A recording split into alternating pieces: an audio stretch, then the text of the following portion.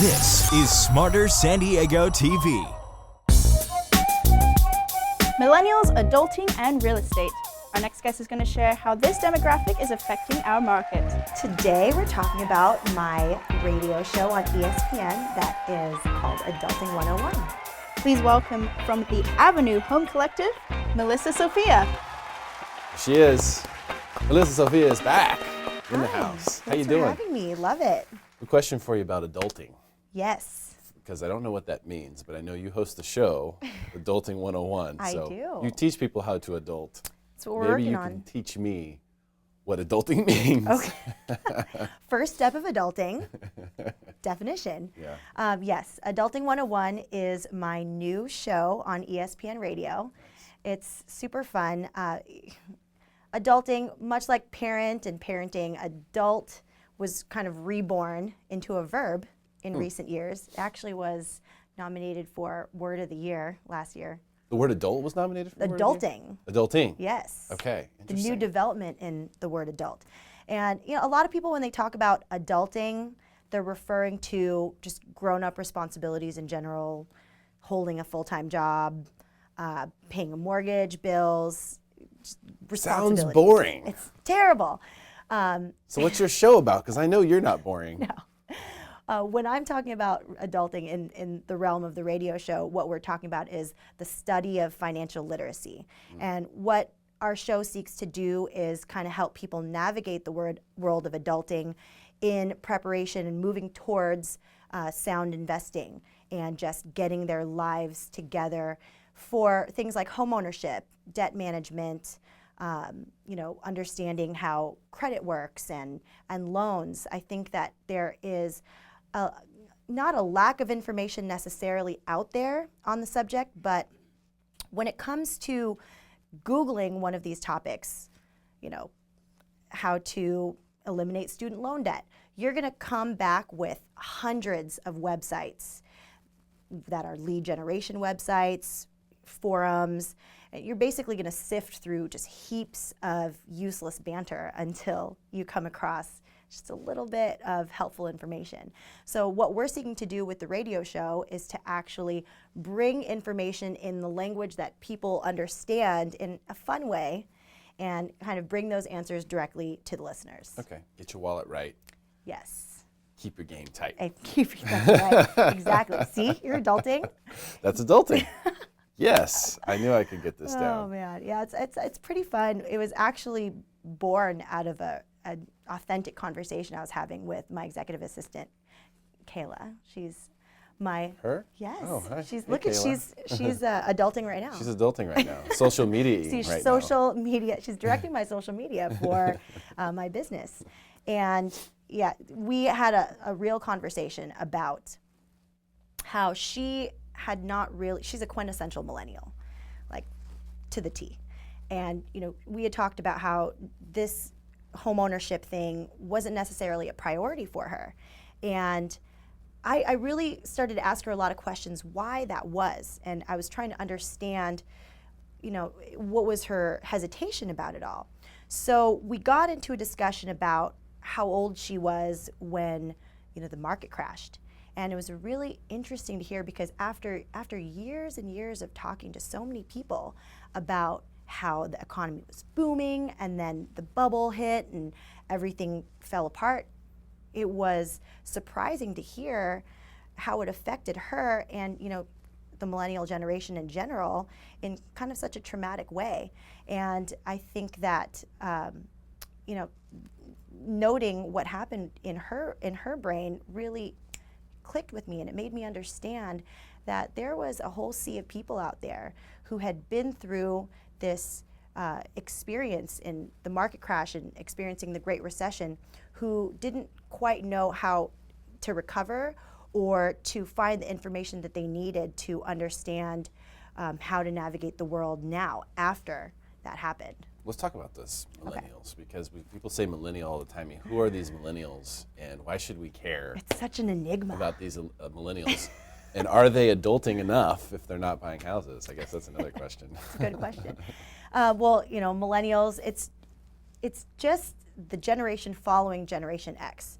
So millennials, they're generally people who are born near the early 80s all the way through the early 2000s. So Oh, wow. yeah, it's it's a wide age demographic, and I think a lot of people want to think it's just the people in their 20s, and that's not the case. Really though, millennials, it's very anti-millennial to succumb to a label. So you have to understand that it's more. They hate it. Yeah, well, we hate it. We're actually millennials. Did you know? Just barely. I don't claim that set though. Don't claim it. No. Don't claim it. See, look at how millennial that is of you. I mean, right there. So millennial. It's so millennial to not of you claim to my reject millennial the label. status. Yeah. You're doing it right now. You're being a millennial right now. But it's true. It really is more of a state of mind, and if you can relate to some of these point of views, and it doesn't have to be all the way around. It's just an age demographic describing where we are and what part of society we've kind of. But people talk about millennials like they're this group that are marching lockstep and doing certain things and whatnot. I mean, how do you see, can you do that? I mean, can you say something about millennials and the effect that they're going to have on absolutely. The San Diego marketplace, or what changes they're making or causing you to have to make in your own market? Sure. Well, here's the thing. Millennials are a quarter of the U.S. population right now. And, on top of that, they're 21% of the consumer industry. So this is a really big piece of the pie, and it's only going to grow as time goes on. So it's very important to pay attention to what millennials think, what they want, what they do.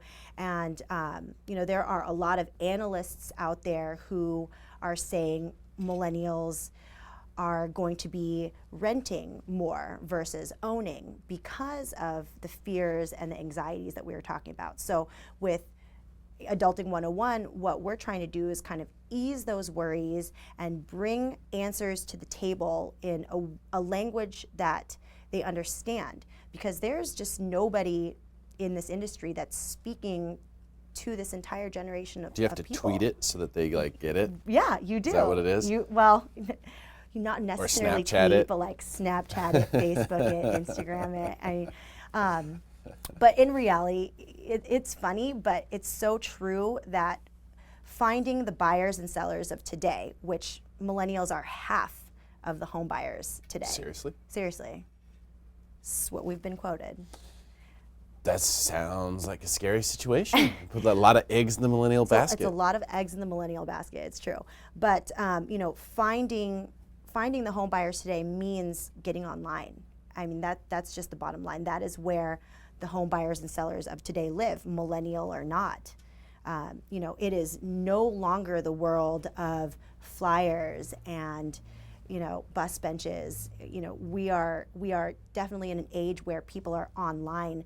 I mean, the millennial generation they're bringing a deeply researched background to the home buying process, and they're online finding open houses, they're using their vast social network, and then they're accessing real estate professionals once they've already kind of known, what neighborhoods do we want to live in, what kind of home do we want to live in.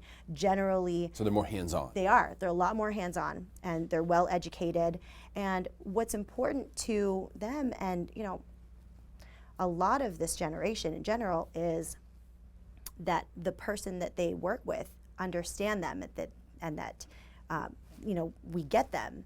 So it's very important for me to have a cutting edge, to be on the cutting edge of technology and just have a presence online, because when they get to know me and the way that I do business, that's when they understand that they want to buy a home with the Avenue. So I think I'm too old fogey.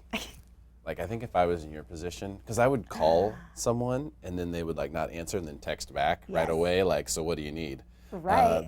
To me, that's a Pretty sure I've millennial done that. action. Pretty You know sure what I've I'm done saying? that to you. So it's to me, I'm a little old school in that regard. Want to talk on the phone. Millennials don't want to talk on the phone for the most part. Well, see, what's really interesting is even though you think that phone calls, voicemails, it is a little more, a thing of the past, as weird as it is to say, but millennials actually expect a quicker turnaround time, a quicker response time than the baby boomer generation and Generation X. I think it was like 56% of millennials believe that they should hear back from their agent within a matter of hours, whereas baby boomers and Generation X, they are a little more forgiving. You know, it's more like 40% and 30% are expecting to hear back within hours and just expecting to hear back that day. So it's definitely a text generation, and that's why I think being online and for me, the Avenue, we provide things like, we have an app where our home buyers can access open houses, they can schedule showings without even texting me or calling me. It just shows up in my calendar. This person wants to go see this house at this time. And I can schedule the appointment with the home seller before I ever even communicated directly with my client. So yes, you almost feel like it's non-communication, but it's actually quicker communication. I like it. Millennials, listen up. If you're trying to buy a house, buy from one of your own. That's right. Melissa Sofia, thank you so much for being here. Really Thank you. appreciate your time. Absolutely. Stick around for more Smarter San Diego TV, where we guarantee to make you smarter than everyone else, commercial free.